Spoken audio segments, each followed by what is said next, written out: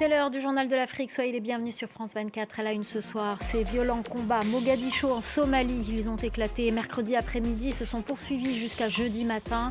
Ils opposaient des militaires obéissant aux ordres du gouvernement à des milices protégeant un ancien président.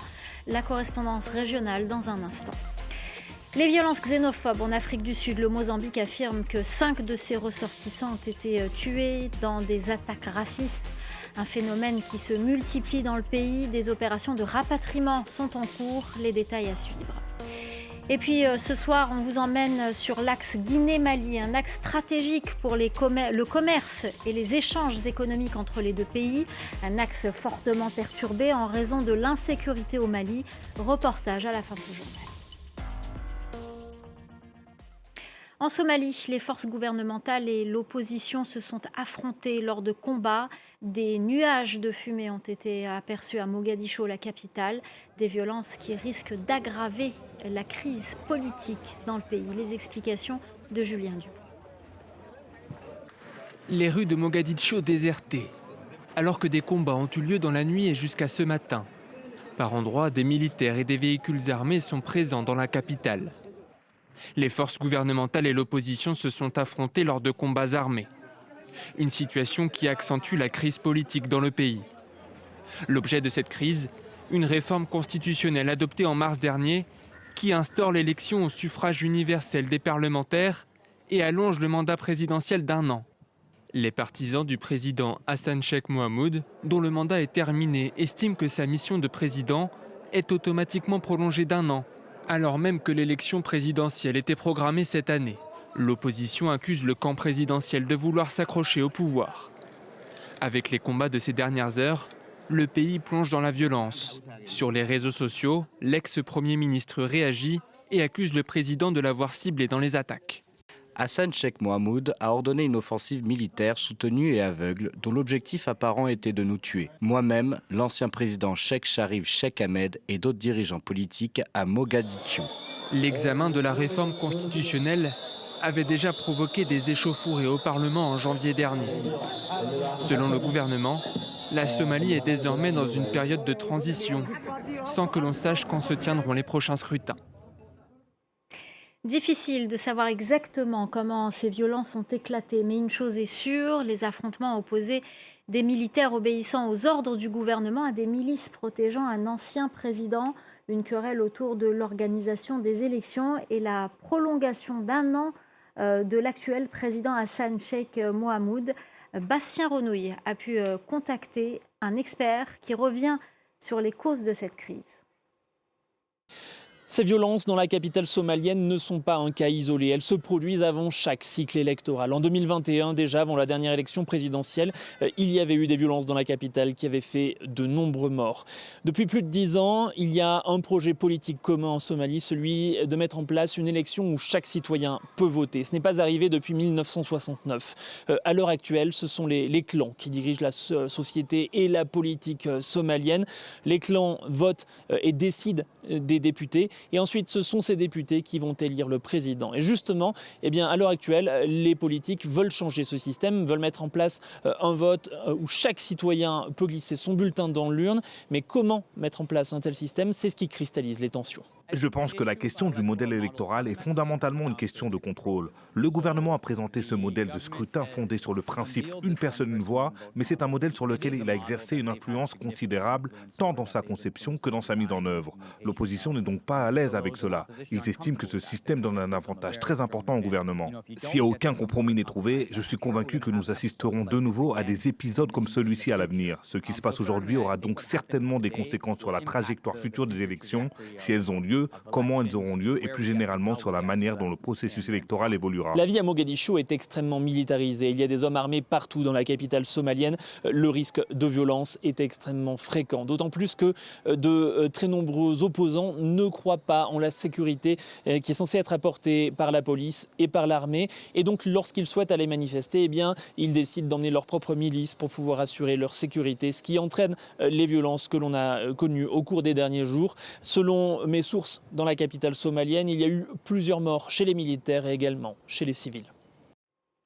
On en vient à l'ouverture du procès dit des généraux en République démocratique du Congo. Il y a presque une année, plusieurs hauts gradés de l'armée avaient été arrêtés devant la haute cour militaire. 10 d'entre eux sont accusés notamment de complot et trahison. Les précisions à Kinshasa d'Aurélie Bazara-Kibangula.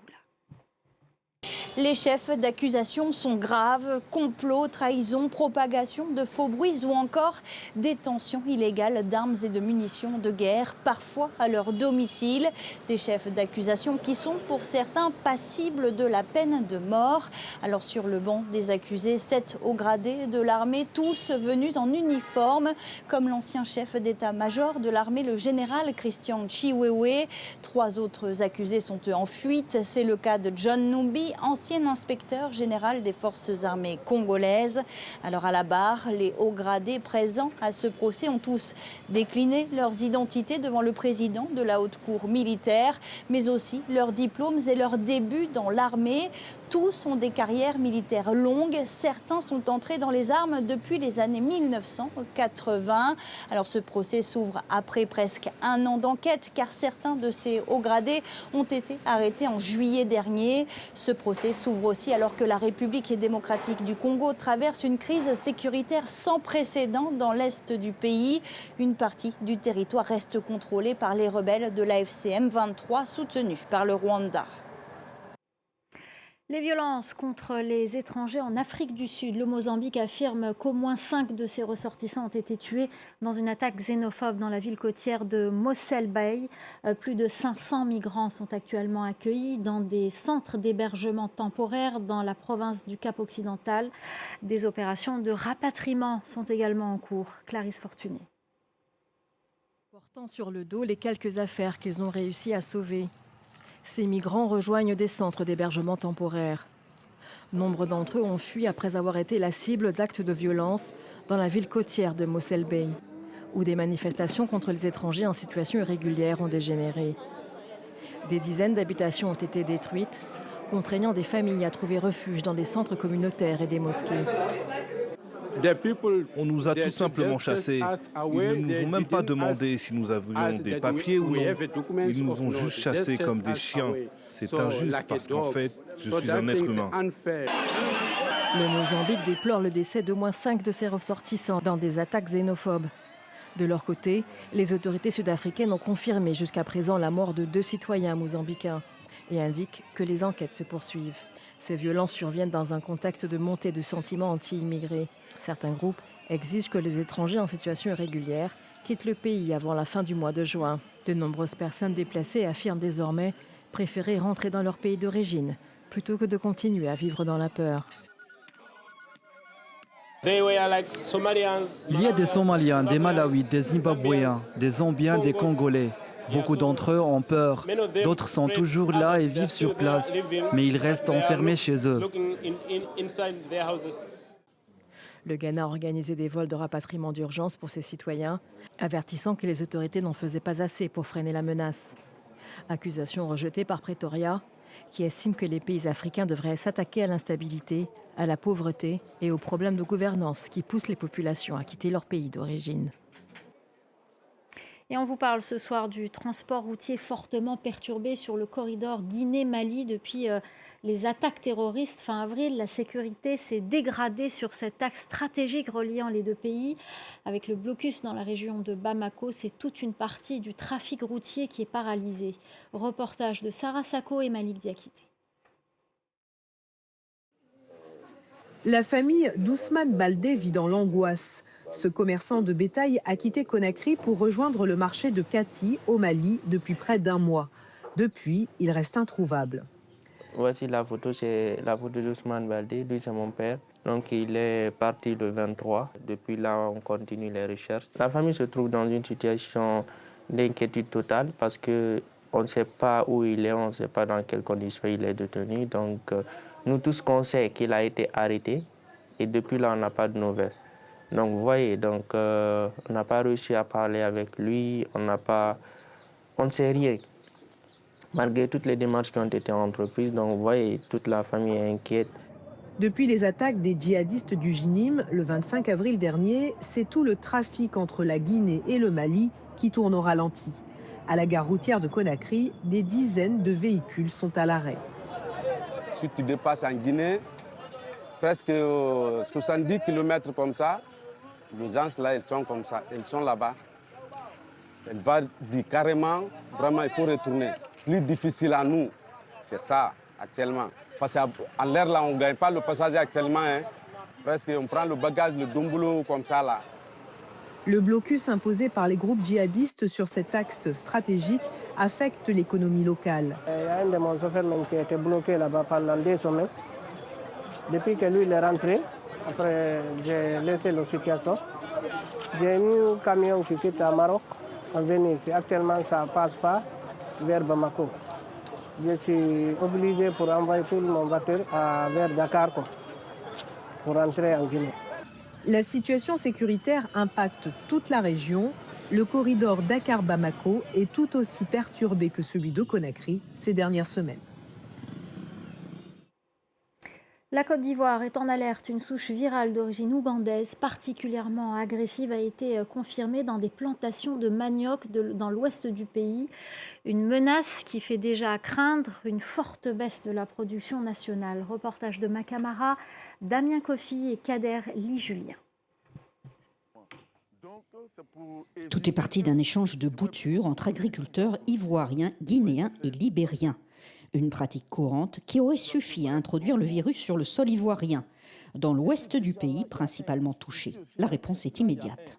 L'action que nous menons, c'est déjà d'empêcher le transport des boutures infectées vers les zones non infectées. Si le manioc devait être exposé à cette situation dans toutes les régions, ça va être vraiment une catastrophe. Dans le sud du pays, on joue la carte de la prévention pour couper court à toute propagation.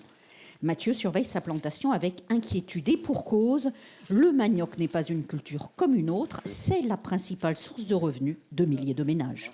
Si la maladie arrive ici, en tout cas, ça sera dangereux pour nous. Parce que le manioc, c'est ce que nous plantons beaucoup. Actuellement, on ne plante pas d'autres choses si ce n'est pas le manioc. Nous vivons de ça. Le gouvernement tient à rassurer. Un comité des crises a été mis en place. Protocole sanitaire strict, suivi renforcé, distribution de boutures certifiées et saines. Les autorités tentent d'ériger un cordon sanitaire pour empêcher la propagation du virus. Il n'y a pas d'inquiétude. Il n'y aura pas de pénurie d'attiqués. Il n'y aura pas de pénurie de manioc. Ça, c'est le premier message fort que j'indique à la population. À l'ordre des producteurs, c'est vraiment de s'approvisionner vers des pépiniéristes. Donc actuellement, des dispositions sont en cours pour déjà s'assurer qu'il n'y a pas de maladie. Ça, c'est un. Et puis en même temps, de regarder quelles sont des actions à mettre à l'échelle et qui donnent déjà des résultats. Le manioc est au cœur de la stratégie ivoirienne de souveraineté alimentaire. Et au bout de la chaîne, l'attiéké. Récemment inscrit au patrimoine culturel immatériel de l'UNESCO, c'est une fierté nationale que la Côte d'Ivoire entend protéger. Allez, cette dernière minute avant de se quitter, dans le match amical qui oppose la France à la Côte d'Ivoire, quelques jours avant la Coupe du Monde, eh bien, la France mène 1-0, but de Ryan Cherki pour le moment. Restez avec nous, l'info continue sur France 24.